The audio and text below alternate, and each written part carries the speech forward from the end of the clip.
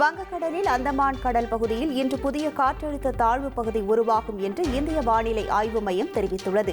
இந்த காற்றழுத்த தாழ்வு பகுதியானது மேலும் வலுவடைந்து தமிழகத்தை நோக்கி நகரக்கூடும் என்றும் தெரிவிக்கப்பட்டுள்ளது. இதனால் வருகிற நாட்களில் தமிழகத்தின் பெரும்பாலான மாவட்டங்களில் மீண்டும் மழை பெய்ய வாய்ப்பு அதிகரித்துள்ளது.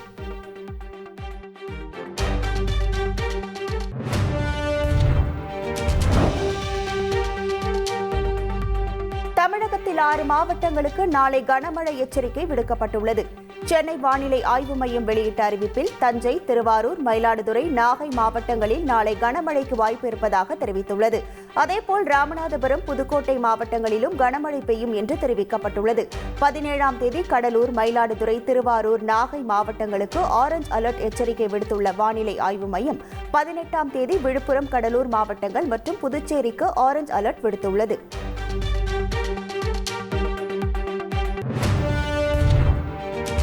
கனமழை முன்னெச்சரிக்கை நடவடிக்கை மற்றும் நிவாரணப் பணி குறித்த ஆய்வுக் கூட்டம் முதலமைச்சர் ஸ்டாலின் தலைமையில் நடைபெற்றது.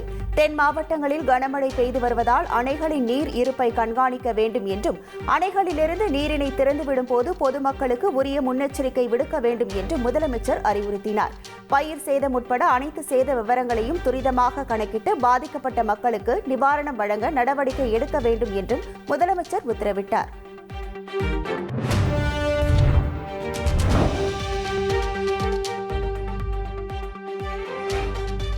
திமுக தலைமை செயற்குழு கூட்டம் 18ஆம் தேதி நடைபெற இருந்த நிலையில் அதனை ஒத்திவைத்து பொதுச் செயலாளர் துரைமுருகன் அறிவிப்பு வெளியிட்டுள்ளார்.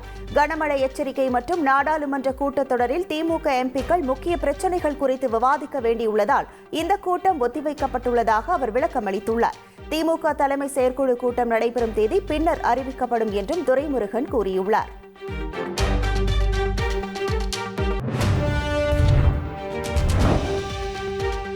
அதிமுக செயற்குழு மற்றும் பொதுக்குழு கூட்டம் அக்கட்சியின் அவைத் தலைவர் தமிழ்மகன் ஹுசைன் தலைமையில் இன்று நடைபெறவுள்ளது. கூட்டத்தில் வழக்கமாக நிறைவேற்றப்படும் தீர்மானங்களை தவிர்த்து அமைப்பு ரீதியாக பல்வேறு முடிவுகள் எடுக்கப்பட இருப்பதால் இந்த செயற்குழு பொதுக்குழு முக்கியத்துவம் வாய்ந்ததாக கருதப்படுகிறது. உட்கட்சி அமைப்பை கலைத்துவிட்டு புதிய தேர்தலை நடத்த எடப்பாடி பழனிசாமி திட்டமிட்டுள்ளதாகவும் தகவல் வெளியாகியுள்ளது.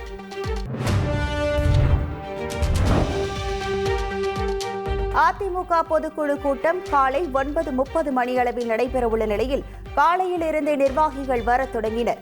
இந்த நிலையில் பொதுக்குழு அரங்க நுழைவு வாயிலில் அதிமுக நிர்வாகிகள் மற்றும் பவுன்சர்கள் இடையே தள்ளுமுள்ளு ஏற்பட்டது.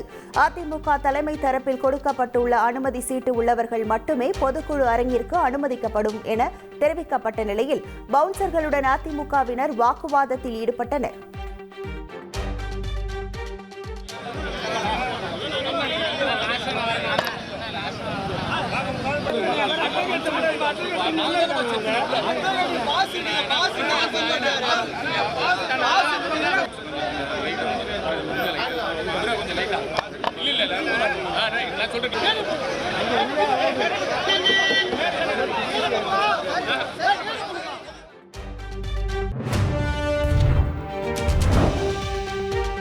எடப்பாடி பழனிசாமியை அதிமுக பொதுச் செயலாளராக தேர்தல் ஆணையம் அங்கீகரித்ததை மறுபரிசீலனை செய்ய உத்தரவிடக் கோரி மெட்ராஸ் உயர்நீதிமன்ற மதுரை அமர்வில் மனு தாக்கல் செய்யப்பட்டுள்ளது. அந்த மனுவில் எடப்பாடி பழனிசாமி தலைமை ஏற்ற பின் தொடர் தோல்வியால் மக்கள் மத்தியில் அதிமுக நம்பிக்கையை இழந்து வருகிறது என்றும் திருத்தப்பட்ட விதிகள் தொண்டர்களின் ஜனநாயகத்திற்கு எதிராக உள்ளது என்றும் தெரிவிக்கப்பட்டுள்ளது. எனவே அதிமுக பொதுச் செயலாளராக எடப்பாடி பழனிசாமியை நியமனம் செய்ததை மறுபரிசீலனை செய்யுமாறு அளித்த மனுவை பரிசீலிக்குமாறு தேர்தல் ஆணையத்திற்கு உத்தரவிட வேண்டும் என அந்த மனுவில் குறிப்பிட்டுள்ளனர்.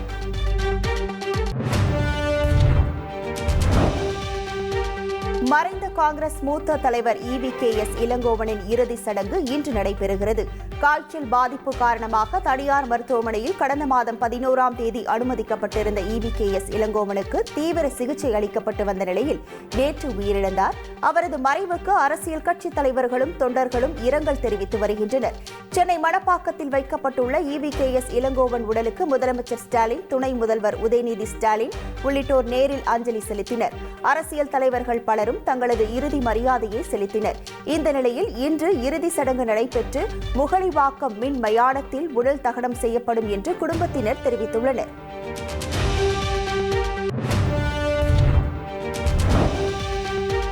நெல்லை மாவட்டத்தில் பெய்து வரும் கனமழையால் தாமிரபரணி ஆற்றில் வெள்ளம் கரைபுரண்டு ஓடும் நிலையில் குறுக்குத்துறை முருகன் கோவில் முற்றிலுமாக நீரில் மூழ்கியுள்ளது.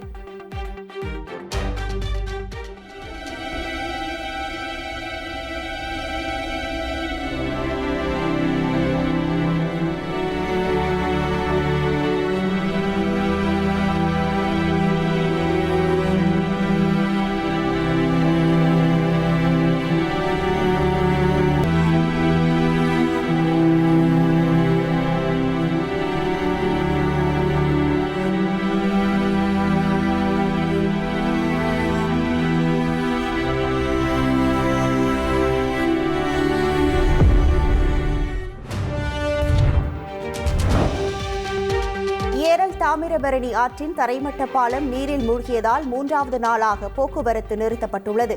தாமிரபரணி ஆற்றில் நீர்வரத்து அதிகரித்துள்ள நிலையில் ஏரல் தரைமட்ட பாலத்தின் மேல் தண்ணீர் சென்றதால் தற்காலிகமாக போக்குவரத்து நிறுத்தப்பட்டது. இந்த நிலையில் 3வது நாளாக தரைமட்ட பாலத்திற்கு மேல் தண்ணீர் சென்றதால் சனிக்கிழமை அன்றும் போக்குவரத்து நிறுத்தப்பட்டது.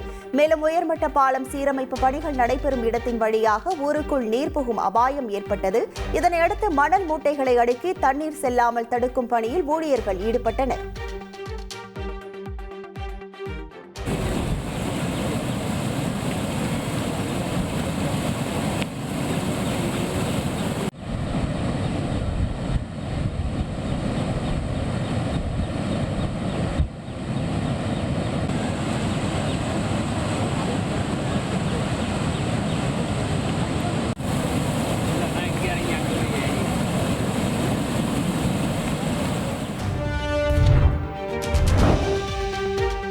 பலத்த காற்று வீசும் என எச்சரிக்கப்பட்டுள்ளதால் திருச்செந்தூர் கடற்கரையில் பக்தர்கள் கடலில் இறங்கக்கூடாது என காவல்துறையினர் அறிவுறுத்தியுள்ளனர். மாலை 6 மணிக்கு பிறகு பக்தர்கள் அனைவரையும் வெளியேறுமாறு ஒலிபெருக்கி மூலம் காவல்துறையினர் எச்சரித்தனர். இதனால் பக்தர்கள் அனைவரும் கடற்கரையிலிருந்து வெளியேறியதால் வெறிச்சோடி காணப்பட்டது. தொடர்ந்து போலீசார் தீவிர கண்காணிப்பில் ஈடுபட்டு வருகின்றனர்.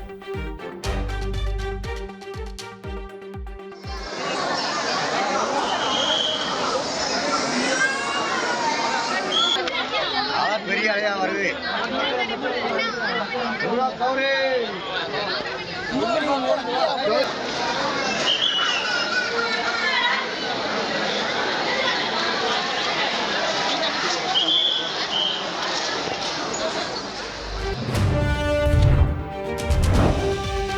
நெல்லை மாவட்டத்தில் மேற்கு தொடர்ச்சி மலைப்பகுதியில் கொட்டிய கனமழையால் அணவன் குடியிருப்பு கிராமத்தில் மேலகிழியான் கால்வாயில் உடைப்பு ஏற்பட்டது. வெள்ளநீர் நெல் மற்றும் கரும்பு வயல்களுக்குள் புகுந்து செல்கிறது. மழை தொடரும் வேளையில் 2வது நாளாக கால்வாய் உடைப்பு சரி செய்யப்படவில்லை என கூறும் விவசாயிகள் பொங்கலுக்கு தயாரான கரும்பு எல்லாம் நாசமாகிவிட்டது, பயிர்கள் எல்லாம் நீரில் மூழ்கிவிட்டது என வேதனை தெரிவிக்கிறார்கள். கால்வாயை சரி செய்ய கோரும் அவர்கள் அரசு தங்களுக்கு உதவித்தொகை வழங்கி வேண்டும் என கோரிக்கை விடுத்தனர்.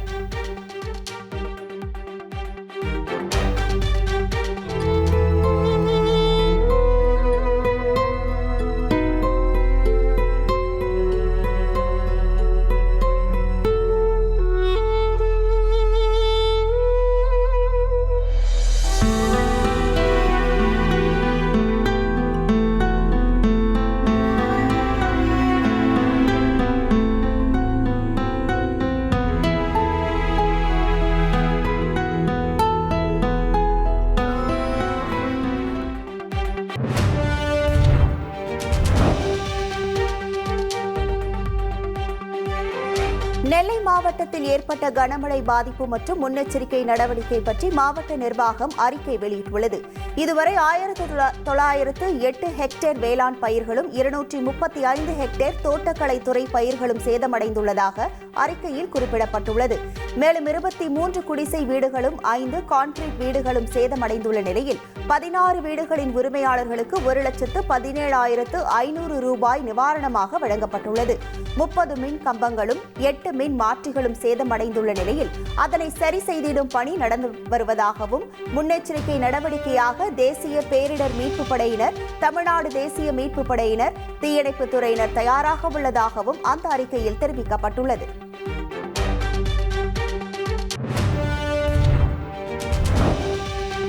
நெல்லை மாநகர பகுதிக்குள் தண்ணீர் வருவதற்கு திருப்பணி கரிசல் குளத்தில் உடைப்பு ஏற்பட்டது. உடைப்பு ஏற்பட்டதுதான் காரணம். குளத்திற்கு அதிகம் நீர் வருவதால் மாநகர பகுதிக்குள் மீண்டும் வெள்ள பாதிப்பு ஏற்படும் என இணையதளத்தில் தகவல் பரவி வருகிறது. கடந்த ஆண்டு குளத்தால் மாநகர் பகுதிக்கு பாதிப்பு ஏற்பட்டதால் 3,80,00,000 ரூபாய் மதிப்பில் அங்கு சீரமைப்பு பணிகள் மேற்கொள்ளப்பட்டன. இந்த சூழலில் குளம் குறித்து வதந்தி பரவிய வேளையில் மாநகராட்சி மேயர் ராமகிருஷ்ணன் நேரில் ஆய்வு செய்தார். அப்போது பேசிய அவர், திருப்பணி கரிசல் குளத்திலிருந்து வெளியேறும் தண்ணீரால் மாநகர பகுதிக்குள் மழைநீர் வருவதற்கான வாய்ப்பு இல்லை எனவும், இதுகுறித்து வதந்தியை பரப்புவோர் மீது கடுமையான நடவடிக்கை எடுக்கப்படும் எனவும் தெரிவித்தார்.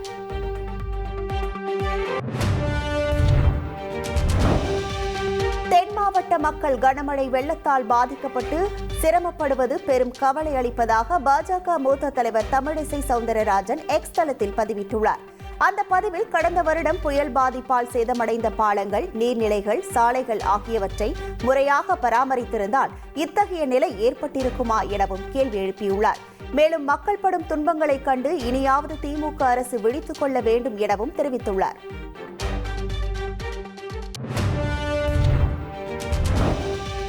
மழை வெள்ள நிவாரண நிதியாக புதுச்சேரியில் 5,000 ரூபாய் வழங்கப்படும் நிலையில் தமிழ்நாட்டில் வழங்கப்படும் 2,000 ரூபாய் நிவாரணத் தொகை போதாது என தேமுதிக பொதுச் செயலாளர் பிரேமலதா விஜயகாந்த் தெரிவித்துள்ளார்.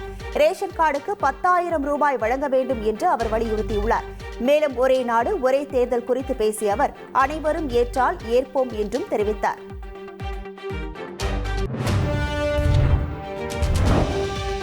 இரத்தவெறி கொண்ட காங்கிரசால் அரசியலமைப்பு தாக்கப்பட்டது என பிரியங்கா காந்திக்கும் ராகுல் காந்திக்கும் நாடாளுமன்றத்தில் பிரதமர் மோடி காட்டமான பதிலடியை கொடுத்தார்.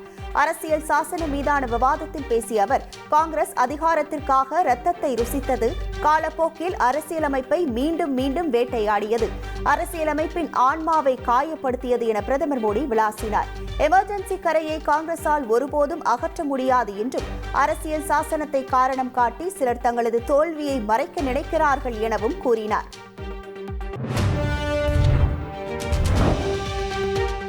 மக்களவையில் அரசியல் சாசனம் மீதான விவாதத்தில் எதிர்க்கட்சி தலைவர் ராகுல் காந்தி அதானி விவகாரம், அக்னிவீர் திட்டம், வினாத்தாள் கசிவு உள்ளிட்டவற்றை சுட்டிக்காட்டி ஆவேசமாக பேசினார். துரோணாச்சாரியார் எப்படி ஏகலைவனின் விரலை வெட்டினாரோ அதேபோல இளைஞர்களின் அனைத்து விரல்களையும் பாஜக வெட்டிவிட்டதாக அவர் குற்றம் சாட்டினார். அதானிக்கு தாராவியை தாரை வார்த்து சிறு வணிகர்களின் விரல்களை வெட்டிவிட்டதாகவும், அம்பானி மற்றும் அதானிகளின் கடன்களை தள்ளுபடி செய்து விவசாயிகளின் விரல்களை துண்டித்து விட்டதாகவும் அவர் கூறினார்.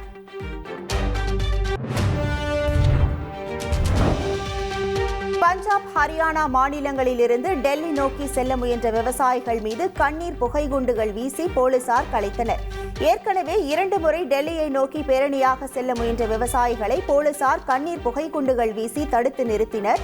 இதில் சிலர் காயமடைந்ததால் போராட்டத்தை தற்காலிகமாக நிறுத்தி வைத்திருந்தனர். இந்த நிலையில் தங்கள் கோரிக்கைகளை வலியுறுத்தி மீண்டும் டெல்லி நோக்கி செல்லும் போராட்டத்தை விவசாயிகள் முன்னெடுத்தனர். அவர்களை ஷம்பு எல்லையில் போலீசார் தடுப்புகளை வைத்து தடுத்து நிறுத்தி தண்ணீரை பீச்சு அடித்தும் கண்ணீர் புகைகுண்டுகளை வீசியும் கலைத்தனர்.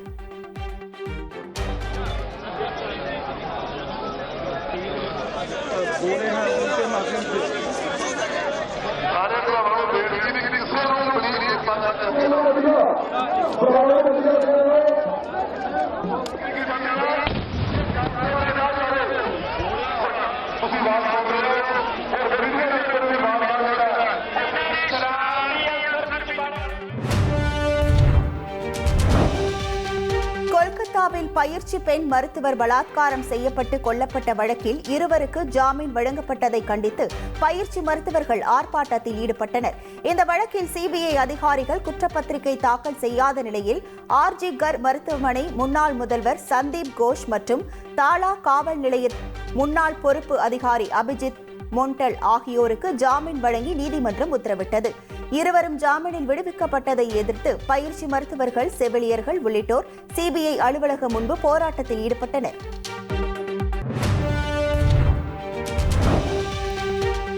உத்தரப்பிரதேச மாநிலம் அயோத்தியில் உள்ள சரையு நதிக்கரையில் ஆரத்தி விழா நடைபெற்றது. இதையொட்டி சிறப்பு ஆராதனைகள் நடைபெற்றன. பின்னர் வண்ணமயமான ஒளி விளக்கில் கலாச்சார நடன நிகழ்ச்சிகள் நடைபெற்றன. இதனை ஏராளமானோர் கண்டு களித்தனர். இந்த நிகழ்ச்சியால் அப்பகுதியே விழாக்கோலம் பூண்டிருந்தது. ஓபன் ஏஐ நிறுவனத்தின் முன்னாள் ஊழியரான இந்திய வம்சாவளி இளைஞர் சுச்சீர் பாலாஜி அமெரிக்காவில் சடலமாக கண்டெடுக்கப்பட்டது அதிர்ச்சியை ஏற்படுத்தியுள்ளது.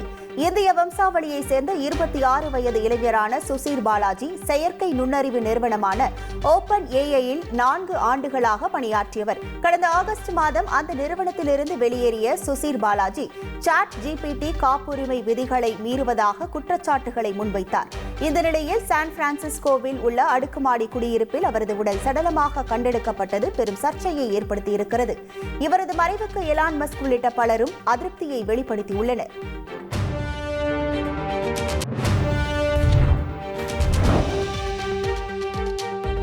ராணுவ அவசர நிலையை கொண்டு வந்த தென்கொரிய அதிபரின் பதவி பறிக்கப்பட்டதாக அந்நாட்டு நாடாளுமன்றம் அறிவித்துள்ளது. தென்கொரிய அதிபர் யூன் சுக் யோல் சமீபத்தில் ராணுவ அவசர நிலையை பிரகடனப்படுத்தினார். இதற்கு எதிர்க்கட்சியினரும் மக்களும் கடும் எதிர்ப்பு தெரிவித்து போராட்டத்தில் ஈடுபட்டதால் அவசர நிலையை அவர் திரும்பப் பெற்றார். யூனின் நடவடிக்கையை கண்டித்து எதிர்க்கட்சியினர் 2வது முறையாக கொண்டுவரப்பட்ட பதவி நீக்க தீர்மானத்திற்கு 204 எம்பிக்கள் ஆதரவாக வாக்களித்தனர்.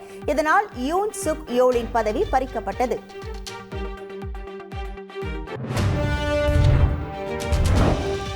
தென்கொரிய அதிபருக்கு எதிரான பதவி நீக்க தீர்மானம் நாடாளுமன்றத்தில் நிறைவேற்றப்பட்டதை அந்நாட்டு மக்கள் ஆடிப்பாடி கொண்டாடினர். தலைநகர் சியோலில் நாடாளுமன்றத்திற்கு முன்பாக திரண்ட ஆயிரக்கணக்கான மக்கள் தீர்மானம் வெற்றிகரமாக நிறைவேற்றப்பட்டு யூனின் பதவி பறிக்கப்பட்டதை அறிந்து உற்சாகமாக கோஷமிட்டு மகிழ்ச்சியை வெளிப்படுத்தினர்.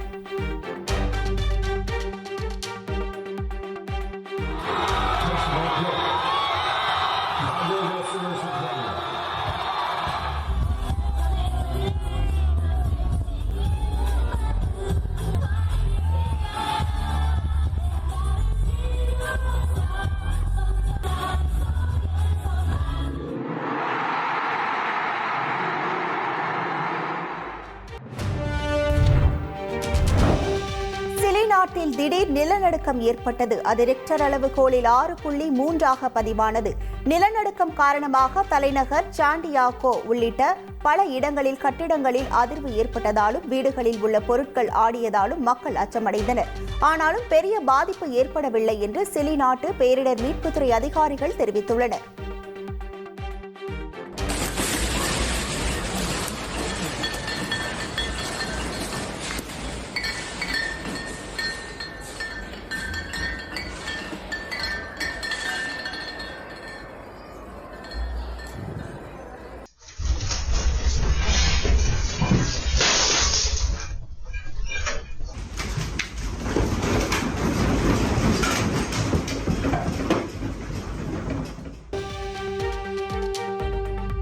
திருவண்ணாமலை கார்த்திகை தீப திருவிழாவில் அம்மணி அம்மன் கோபுரம் வழியாக சென்ற ஆட்சியர் பாஸ்கர பாண்டியன் மற்றும் வருவாய்த்துறை அதிகாரிகளை உள்ளே விடாமல் போலீசார் தடுத்துள்ளது சர்ச்சையை கிளப்பியுள்ளது.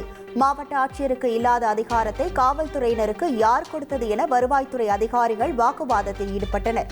பின்பு ஆட்சியர் போலீசாரை கடிந்து கொண்ட நிலையில் வருவாய்த்துறை அதிகாரிகள் உள்ளே அனுமதிக்கப்பட்டுள்ளனர். இந்த சம்பவத்தின் எதிரொலியாக மாவட்ட ஆட்சியர், வருவாய்த்துறை, காவல்துறையினர் மற்றும் இந்து சமய அறநிலையத்துறை அதிகாரிகள் உள்ளிட்டோர் கலந்து கொண்ட பேச்சுவார்த்தை நடைபெற்றது.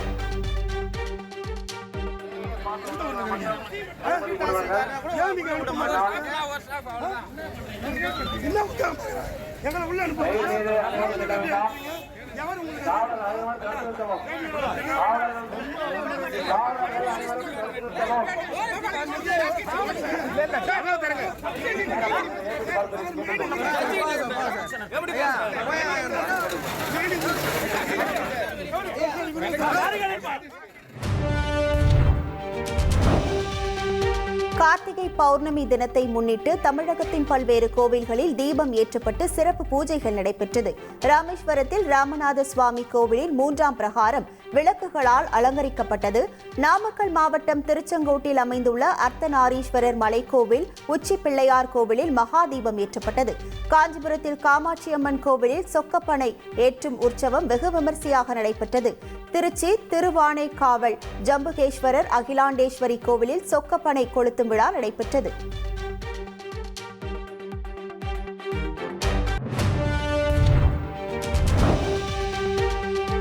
திருமண பந்தத்தை மீறிய உறவுக்கு இடையூறாக இருந்த மாமியாரை கொலை செய்து நாடகமாடிய மருமகள் உள்ளிட்ட 3 பேரை போலீசார் கைது செய்தனர்.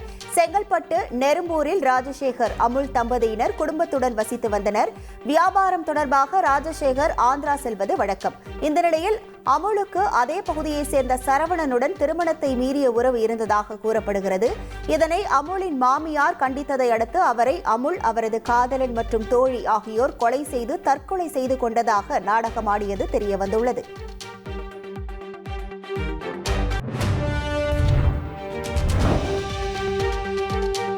கன்னியாகுமரி மாவட்டம் மேலசூரங்குடியை சேர்ந்த பிரவீன் என்ற இளைஞர் கடந்த 11ஆம் தேதி சாலையோரம் உடலில் காயங்களுடன் சடலமாக மீட்கப்பட்டார். பிரவீனின் உடலை பிரேத பரிசோதனைக்கு அனுப்பி வைத்த போலீசார் தீவிர விசாரணை நடத்தியதில் பிரவீனின் நண்பரான கார்த்திக் என்பவர் கொலை செய்தது தெரியவந்தது. இதையடுத்து கைது செய்யப்பட்ட கார்த்திக்கிடம் போலீசார் விசாரணை நடத்தினர். அதில் மது வாங்கி தருமாறு கேட்டதற்கு மறுத்ததாலும் தன்னை தரக்குறைவாக திட்டியதாலும் ஆத்திரத்தில் பிரவீனை கல்லால் தாக்கி கொலை செய்ததாக கார்த்திக் தெரிவித்துள்ளார்.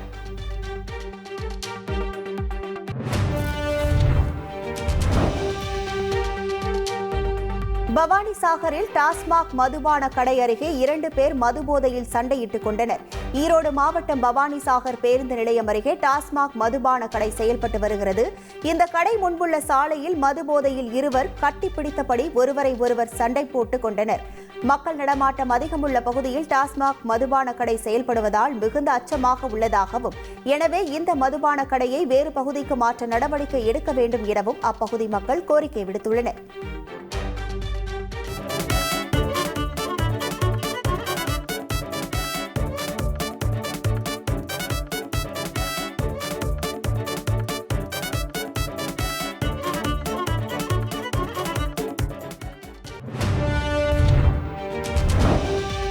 கர்நாடகா முன்னாள் முதல்வர் எடியூரப்பாவின் மகன் விஜயேந்திரா வக்பு சொத்துக்கள் ஆக்கிரமிப்புகளை மூடி மறைக்க தனக்கு 150 கோடி ரூபாய் லஞ்சம் கொடுக்க முயன்றார் என முன்னாள் சிறுபான்மையினர் ஆணைய தலைவர் அன்வர் மணிபாண்டி கூறிய நிலையில் விஜயேந்திராவை வீட்டை விட்டு அனுப்பிவிட்டு பிரதமர் மோடியிடம் சம்பவத்தை கூறியதாகவும் அன்வர் கூறியிருக்கிறார்.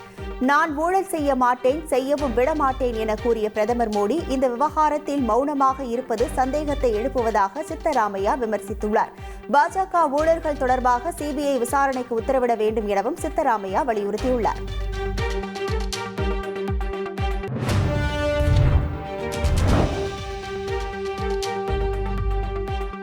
வடக்கு அயர்லாந்தின் பன்கோர் பிராந்தியத்தில் நள்ளிரவில் விண்கல் மழை பொழிந்தது. இந்த காட்சிகள் வீடியோவில் பதிவாகியுள்ளன.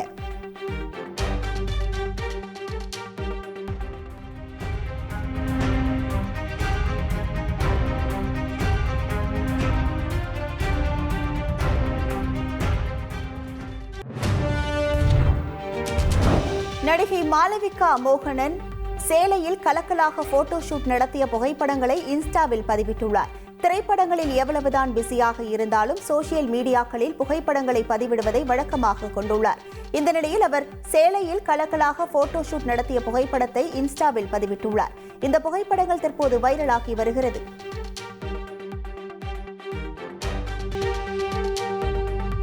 மதுரை மத்திய சிறைக்கு மளிகை பொருட்கள் மற்றும் அடிப்படை பொருட்களை வாங்கியதில் முறைகேடு நடந்ததாக 11 சிறை அதிகாரிகள் மீது லஞ்ச ஒழிப்புத்துறை வழக்கு பதிவு செய்துள்ளது. மதுரை மத்திய சிறையில் கண்காணிப்பாளராக இருந்த ஊர்மிளா, துணை கண்காணிப்பாளர் வசந்த கண்ணன், சிறை நிர்வாக இயக்குநர் தியாகராஜன் உள்ளிட்ட 11 நபர்கள் மீது வழக்கு பதிவு செய்யப்பட்டுள்ளது. கடந்த 2019ஆம் ஆண்டு முதல் 2021ஆம் ஆண்டு வரை சிறைத்துறைக்கு தேவையான மளிகை மற்றும் அடிப்படை பொருட்கள் வாங்கியதில் சுமார் 1,63 லட்சம் ரூபாய் முறைகேடு நடைபெற்றுள்ளதாக புகார் வந்தது. இதுகுறித்து வந்த புகாரின் அடிப்படையில் லஞ்ச ஒழிப்புத்துறை போலீசார் வழக்கு பதிவு செய்து விசாரணை மேற்கொண்டு வருகின்றனர்.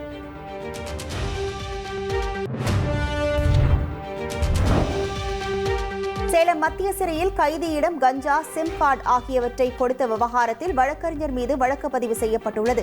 வழக்கறிஞர் முருகன் என்பவர் அப்சல் என்ற கைதியிடம் கார்பன் டேப் சுத்தப்பட்ட பொட்டலத்தில் கஞ்சா, சிம் கார்டு மற்றும் வயர் உள்ளிட்டவைகளை கொடுத்துள்ளார்.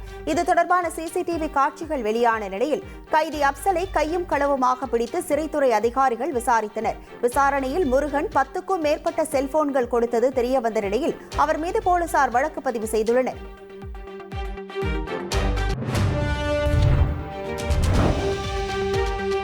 திண்டுக்கல் மாவட்டம் பித்தளைப்பட்டியில் உள்ள குடகனாறு தடுப்பணையில் கனமழை காரணமாக நீர்வரத்து அதிகரித்துள்ளது. அபாய அளவினை தாண்டி அதிகளவிலான நீர் தடுப்பணையை கடந்து செல்வதால் பொதுமக்கள் குளிப்பதற்கு தடை விதிக்கப்பட்டுள்ளது.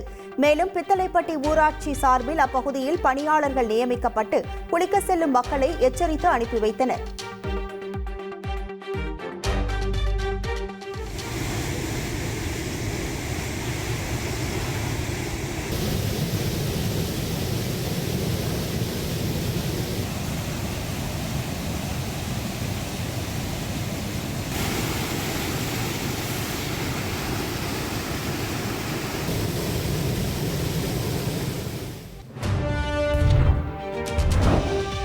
சென்னை குன்றத்தூரில் வெள்ள நீரில் அடித்து செல்லாமல் இருக்க மின் கம்பத்தை கயிறு போட்டு கட்டி வைத்திருந்த வீடியோ காட்சிகள் சமூக வலைதளங்களில் வலம் வருகிறது.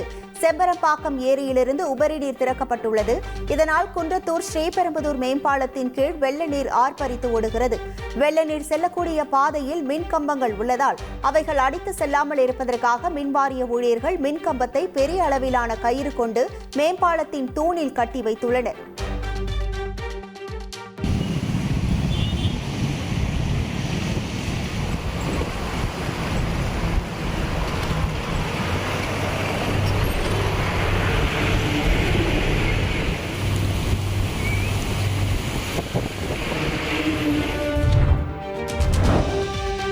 ராமநாதபுரம் மாவட்டத்தில் பெய்த கனமழை காரணமாக சாயல்குடி அருகே உள்ள செவல்பட்டி, வாளம்பட்டி, வி. சேதுராஜபுரம் உள்ளிட்ட கிராமங்கள் மழை வெள்ளம் காரணமாக துண்டிக்கப்பட்டது.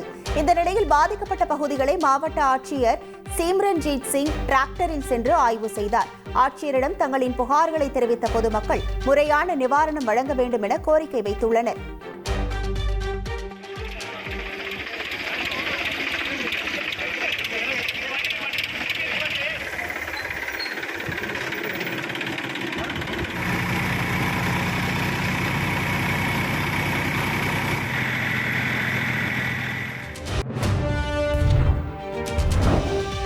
டென்மார்க் தலைநகர் கோபன்ஹேகனில் உள்ள கால்வாய் நீரில் ஏராளமானோர் வண்ண விளக்குகளினால் அலங்கரிக்கப்பட்ட படகுகளில் பயணம் செய்து பாரம்பரிய சாண்டா லூசியா கொண்டாட்டத்தில் ஈடுபட்டனர்.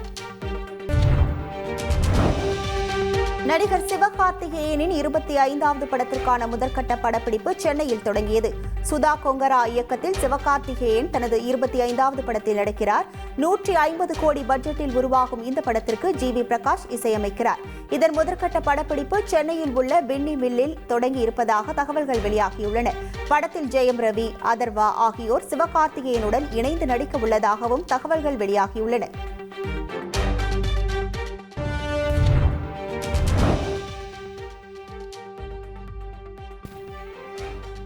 தமிழ்நாடு சட்டப்பணிகள் ஆணைக்குழு சார்பில் லோக் அதாலத் நடத்தப்பட்டது. இதில் மோட்டார் வாகன விபத்துகள் தொடர்பான வழக்குகள், தொழிலாளர் பிரச்சினை, குடும்ப நல வழக்குகள், நில ஆர்ஜித் வழக்குகள் உள்ளிட்ட நீண்ட கால நிலுவையில் இருக்கக்கூடிய வழக்குகளுக்கு தீர்வு எடுக்கப்பட்டன. 1,70,409 வழக்குகள் தீர்வுக்கு எடுக்கப்பட்ட நிலையில் 576 கோடியே 32 லட்சம் ரூபாய் மதிப்பிலான 82,257 வழக்குகள் தீர்வு காணப்பட்டுள்ளன.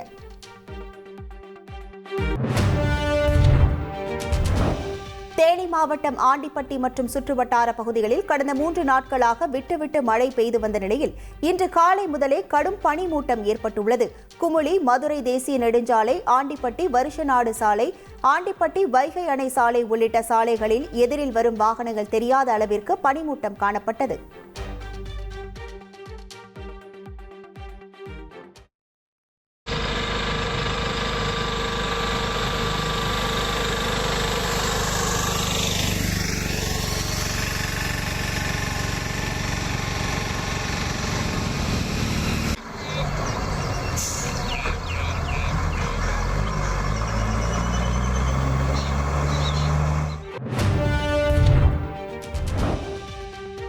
திண்டுக்கல்லில் அரசு பள்ளியின் மேற்கூரைகள் உடைந்து விழுந்த நிலையில் மாணவர்களை பள்ளிக்கு அனுப்ப பெற்றோர்கள் மறுத்துள்ளனர்.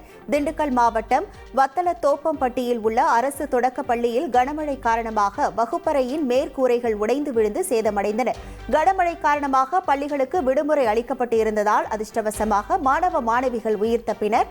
மாவட்ட நிர்வாகம் சேதமடைந்த பள்ளி கட்டிடத்தை உடனடியாக சரி செய்தாலோ அல்லது புதிய கட்டிடத்தை கட்டினாலோ மட்டுமே பிள்ளைகளை பள்ளிக்கு அனுப்புவோம் என பெற்றோர்கள் திட்டவட்டமாக தெரிவித்துள்ளனர். திண்டுக்கல் மாவட்டம் பொட்டி நாயக்கன்பட்டியில் இடுப்பளவு தண்ணீரில் இறந்தவரின் உடல் எடுத்து செல்லப்பட்டது. ஐயாவு என்ற முதியவர் வயது மூப்பால் இறந்த நிலையில் அவரது உடலை இறுதி சடங்கிற்காக உறவினர்கள் மயானத்திற்கு தூக்கி சென்றனர். வழியிலிருந்த ரயில்வே சுரங்கப்பாதையில் இடுப்பளவிற்கு தேங்கி நின்ற மழைநீரில் இறங்கி முதியவரின் உடலை சுமந்து சென்றனர். இது தொடர்பான காட்சிகள் தற்போது இணையத்தில் வேகமாக பரவி வருகிறது.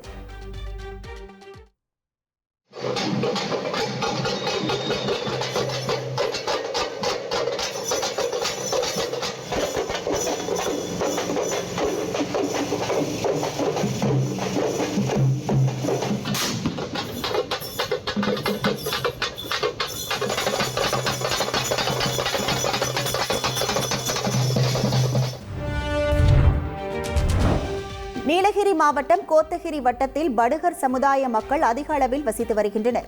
இந்த நிலையில் கோத்தகிரி வட்டத்தில் உள்ள கிராமங்களில் படுகர் சமுதாய மக்களின் சார்பாக முன்னோர்களுக்கு படையலிட்டு வழிபடும் சக்காலத்தி பண்டிகை சிறப்பாக கொண்டாடப்பட்டது. இதையொட்டி படுகர் இன மக்கள் தங்களது பாரம்பரிய முறைப்படி முன்னோர்களுக்கு உணவு அளித்து ஊருக்கு ஒதுக்குப்புறமான இடத்தில் படையலிட்டு தங்களது முன்னோர்களை வழிபட்டனர்.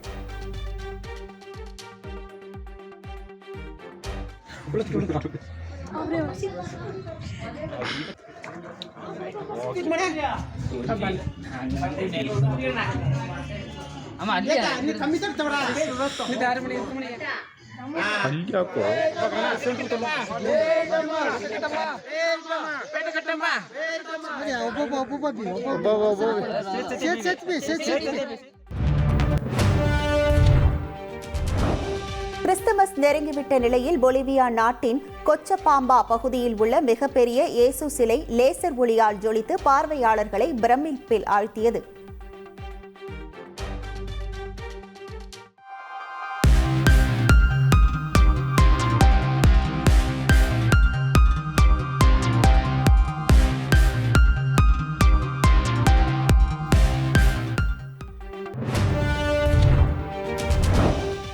கிறிஸ்துமஸ் பண்டிகை நெருங்கி வரும் நிலையில் குழந்தைகள் தொண்டு நிறுவனத்திற்கு ஆதரவளிக்கும் வகையில் நிதி திரட்ட லண்டனில் 1200 கிறிஸ்துமஸ் தாத்தாக்கள் மாபெரும் பேரணி நடத்தியது அனைவரையும் ஆச்சரியப்பட வைத்தது.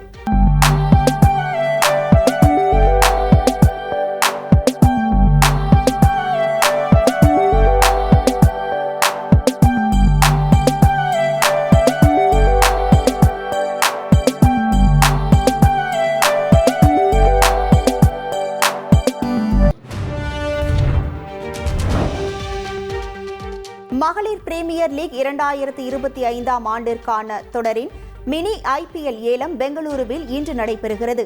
400 வீராங்கனைகள் மினி ஏலத்திற்காக பதிவு செய்த நிலையில் இறுதியாக 120 வீராங்கனைகள் இறுதி செய்யப்பட்டனர். இதில் 91 இந்திய வீராங்கனைகளும் 29 வெளிநாட்டு வீராங்கனைகளும் அடக்கம். மொத்தமுள்ள 5 அணிகளில் 19 பேர் மட்டும் ஏலத்தில் தேர்வு செய்யப்பட உள்ளனர். ஏலத்தொகையை பொறுத்தவரை அதிகபட்சமாக குஜராத் ஜெயண்ட்ஸ் அணி 4 கோடியே 40 லட்சம் ரூபாயும், குறைந்தபட்சமாக டெல்லி கேபிட்டல்ஸ் அணி 2.5 கோடி ரூபாயும் கைவசம் வைத்துள்ளனர். பெங்களூருவில் இன்று பிற்பகல் 2:30 மணிக்கு மினி ஏலம் தொடங்க உள்ளது.